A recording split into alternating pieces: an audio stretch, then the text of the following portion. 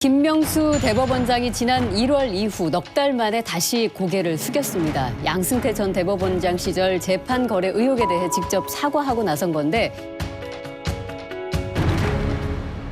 지난번에 이 판사 블랙리스트 의혹을 조사하던 대법원 산하에 만들어진 법원 행정처장이 단장으로 이 조사단에서 양승태 전 대법원장 시절에 이른바 재판 거래 한 게 아니냐는 또 의혹이 제기됐었지요. 그래서 이제 이게 사실 논란이 굉장히 커졌습니다. 그러자 지난주에 이 김명수 대법원장이 대국민 담화를 했죠. 국민께 죄송하다. 각계 의견을 들어서 책임을 묻겠다고 밝혔습니다. 그래서 지금 지방선거 이후에는 제가 보기에는 아마 이 이슈가 한국 사회 다른 이슈를 덮지 않을까 하는 생각이 듭니다. 이거는 조금 그 진행 과정을 살펴보시는 게 좀 더 재밌을 것 같아요. 맨 처음에 3차 조사 결과를 특조단이 발표하면서는 언론의 제목이 뭐라고 나갔냐면 블랙리스트는 존재하지 않는다. 그런데 애초에 문제를 제기한 이탄희 판사 같은 경우에는 블랙리스트라고 자기 입으로 언급한 적이 없어요. 행정처에 부임을 해봤더니 선임 판사가 불러가지고 판사 뒷조사한 파일이 있으니 비밀번호를 네가 나중에 알게 될 텐데 열어보고 놀라지 말아라 이런 얘기를 했다는 거거든요. 그걸 이제 언론이 받아서 블랙리스트라고 명명을 했던 사건이죠. 그렇다 보니까 행정처 입장에서는 최대한 그 명칭을 이용하면서 이 파장을 축소하려는 시도를 해왔었어요. 그런데 확인을 해보니까 하면 할수록 이게 문건들이 너무나 충격적인 게 나오는 거예요. 이 상황을 대법원장이 그냥 넘어갈 수는 도저히 지금 없는 상황이고 양승태 전 대법원장이 기자들 앞에 서가지고 대법원 판결에 대한 신뢰가 무너지면 나라가 무너집니다. 본인 입으로 그렇게 말씀을 했거든요. 과거에 최순실 씨의 국정농단은 나중에 어찌 보면은 이게 진실이 드러나면은 사법 절차를 통해서 바로 잡히고 실제로 그런 과정이 지금 진행되고 있었잖아요. 근데 사법 피해의 특징은 회복이 불가능하다는 데 있습니다. 여기서 무너져 버리면 끝나는 거예요. 근데 그런 상황에서 국민들 앞에 직접 서서 고개를 숙이지 않고 이메일을 보내는 걸로 담화문을 대신했다. 저는 그 형식에 대해서는 굉장히 잘못된 일이라고 생각합니다. 부적절한 일이다. 어쨌든 사과와 함께 또 구체적인 어떤 대책이랄까요? 그것도 함께 내놨는데 그게 뭐냐면 법원 행정처의 판사 근무 자체를 없애는 방안, 또 승진 폐지를 포함한 인사제도 혁신하겠다 이런 거거든요. 근데 이게 얼마나 실효성이 있겠느냐 이런 얘기 있습니다. 어떻게 보시나요? 그냥 생각해 보시면 아니 법원에서 판사가 그 내용을 제일 잘 아는데 판사들이 그러면 그 일을 해야지 그걸 누가 해 이렇게 생각하실지 모르겠는데 이걸 이렇게 비교해 보시면 쉬워요. 저희가 학교를 다니면 예전에는 서무과라 그랬고요. 지금은 행정실이라고 있잖아요. 그분들은 교사가 아니고 행정직 공무원들이에요.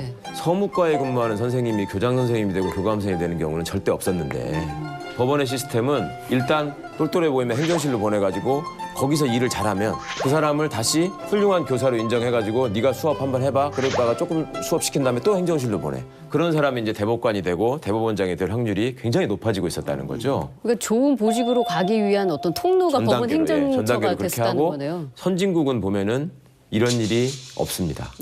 법무부의 탈검사와 같은 맥락으로 이제 보시면 돼요. 사실 법무부의 검사들이 굳이 있을 필요가 없습니다. 법무 행정하는데 제가 옛날 대법원 출입하던 시절을 보면은 대법원의 시설국장이 판사님이에요. 네, 맞아요. 그건 전문가가 해야 되는 겁니다. 얘기 싫어서 그런 식의 예를 들어서 등기국장도 판사였죠. 그러니까 굳이 그런 자리를 왜 해야 되냐? 결국은 자리와 관련된 거죠.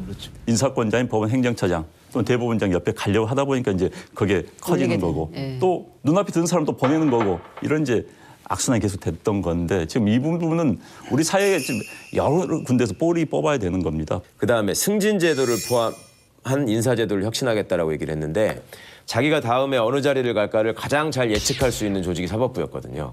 그러니까 그간에는 어떤 성적순이나 이런 서열을 매겨가지고 그 서열에 따라서 착착착착 이렇게 가는 게 있었는데 법원이 너무 루스해지고 거기에서 생기는 문제가 당연히 있지 않겠습니까? 그러니까 그 해결책으로 인사고과 제도를 강화시켰었어요. 근데 이제 양승태 대법원장 시절에 그게 더 강화됐는데 통계로 자꾸 판사를 잡아가지고 빨리빨리 처리하지 않으면 무능한 판사인 것처럼 이렇게 해놨단 말이죠. 그러니까 저희가 실제로 재판을 해보면 법정에서 당사자들의 얘기를 귀담아 들어주는 시간이 갈수록 줄어드는 거예요. 왜냐하면 사건을 빨리빨리 떼야 되니까.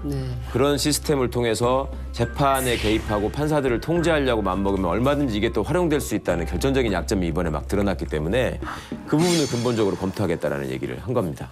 참 지금 이 원론적으로 얘기하면은 이거는 우리가 이해하기가 힘든 거죠. 그러나 또 한편으로는 이게 인간이 사는 세상에서 정말 권력에 대한 제가 보기에는 그 싸움이다. 그리고 이제 언론에서도 이거를 이 전 권력과 신 권력, 현재 권력과의 어떤 하나의 싸움이다 이런 얘기도 있는데 제가 보기에는 이렇게 우리 사회에서 근본적인 하나의 그 개혁이라는 측면에서 우리가 바라볼 필요가 있는 것 같아요. 먼저 그 법원 행정처 문건을 좀 볼 필요가 있거든요. 충격적이죠. 네. 그 제목이 상고법원의 성공적 입법 추진을 위한 청와대와의 효과적 협상 추진 전략. 상고법원 도입해지면 우리가 이렇게 판결로 보답하겠다라는 거래를 제한한 문건인데요. 거기 보면 이런 구절이 나옵니다.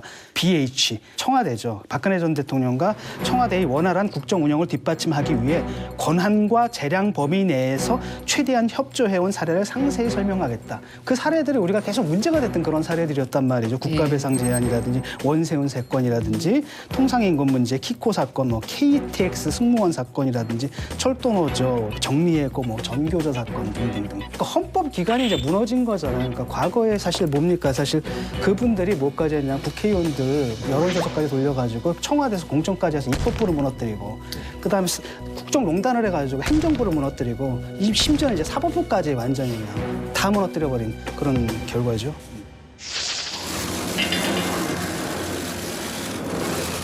너무 인기인이 된 것 같네요. 아직. 이런 의혹과 논란을 밝히려면 뭐 검찰 조사가 불가피해 보이기는 하나 이제 그 조건이 대법원장 이름으로 형사 고발을 하는 방식이 되어야 될지 아니면 뭐 또 특검 이야기까지도 나왔는데 양승태 전 대법원장은 특조단 조사 왜 거부했냐 물으니까 내가 가야 됩니까? 혹시 검찰에 대한 수사 혹시 시작이 되면 받으실 의향 있으십니까? 그럼 그때 가서 보지요. 저거 어떻게 될까요? 양 전 대법원장의 앞날? 지금 그 입장을 좀 들어봤거든요. 예. 법원 행정처에서 부적절한 일을 했다는 지적이 있었고 그 지적이 사실이라면 네. 그 일을 막지 못한 것은 내 책임이다. 흥정과 거래를 위해서 재판에 관여한 바 없다. 반대하는 사람들에게 불이익을 준 적도 없다. 행정처에서 판사들 뒷조사를 했는지 이런 건 나는 전 모르는 일이다. 이렇게 얘기를 했고요. 결국은 뭐냐면 내가 법적으로 책임질 일은 하나도 없다. 그리고 문제가 된 재판 거래 시도, 그다음 판사들 블랙리스트 작성 등 이런 게 만약에 있다면 그럼 법원 행정처에서 내가 모르게 나와 관계없이 한 일이다.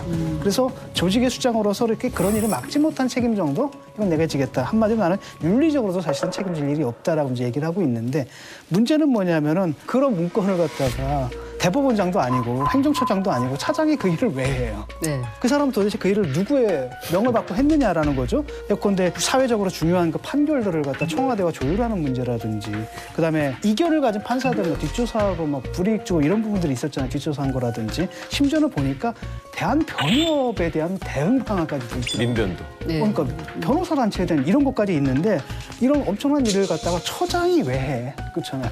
거기 그 물음을 남긴 거죠. 그러니까 정확한 지적이세요. 아직도 특권의식에 기초한 이런 오만한 모습을 보이셔서는 안 될 일이고 내가 그러면 그 얼라들 하는데 가야 됩니까? 뭐 이런 말씀이잖아요. 말하자면. 그게 뭐야. 그러니까 그건 굉장히 잘못된 것이고 그다음에 또 자기는 또 직접 그건 또 봤냐고 그러니까 안 봤대. 그쵸. 그러면서 내용은 불리한 거는 또 다 부인해. 그럴 리가 없다. 아니다. 뭐 이렇게 되면 안 된다. 뭐 이러시는데 모를 수가 없었던 게 이분 스스로가 법원 행정처장을 지낸 분이에요. 과거에. 본인이 또 최초의 법원 행정처장으로 데리고 있던 박병대 대법관이라는 분이 있는데 이분이 지금 의혹이 제기되고 있는 판결들 있잖아요. 거기에 공교롭게 또 주심을 맡은 사건이 또 많아요.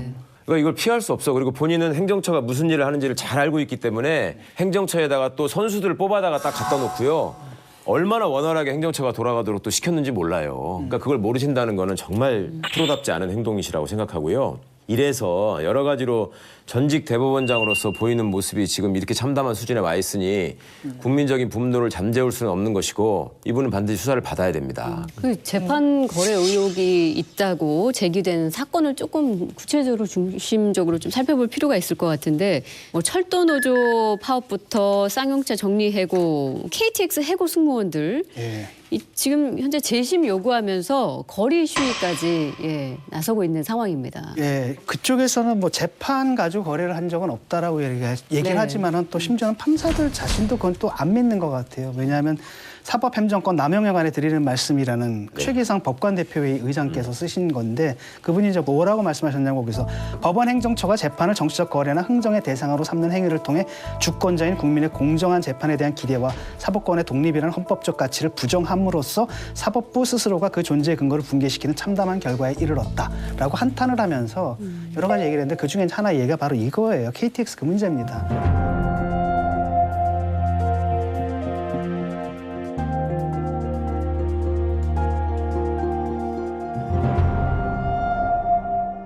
이 재판 자체, 이 판결 자체가 문제가 있었다라는 것들 판사들도 인정한다는 인정을 얘기죠. 했다. 그럼요. 꼭 판사들이 아니라도 사실은 법률가들이 보기에는 정말로 이거는 이상하다 했던 판결들이 그동안에 과거에 그래서 양승태 대법원장 임기가 만료된 후에 양승태 시대의 판결에 관한 저희 민변이 토론회를 한 적이 있었어요. 근데 거기서 이거는 도대체 납득이 안 가는 이상한 판결이다라고 꼽혔던 판결들이 이명박 시대와 차이가 있었던 게 뭐냐면 이명박 시절에 예를 들면 미네르바 사건이나 네. PD 수첩 사건이나 이상한 형사 사건들을 말도 안 되는 걸 만들어 가지고 이제 그쵸. 한 적이 있었는데 그거는 법원에서 다 무죄가 됐잖아요.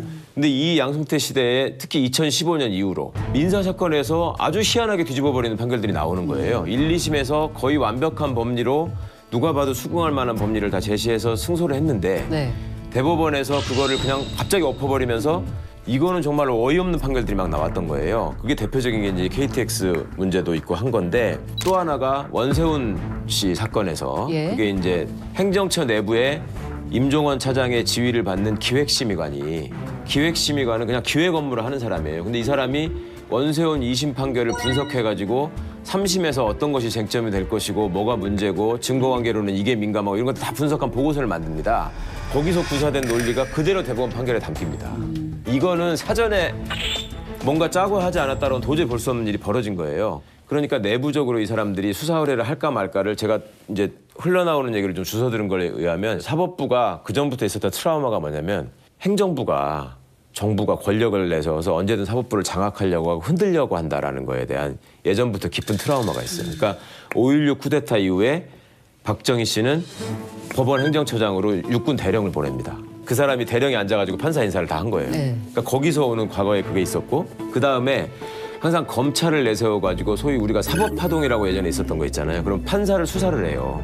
그렇게 해서 이제 자기 마음에 안 드는 판결을 이렇게 엎으려는 시도를 했었거든요. 그러니까 거기서 이 사람들은 과거부터 법원 행정처에 가면 우리가 사법부를 지키는 주역이다.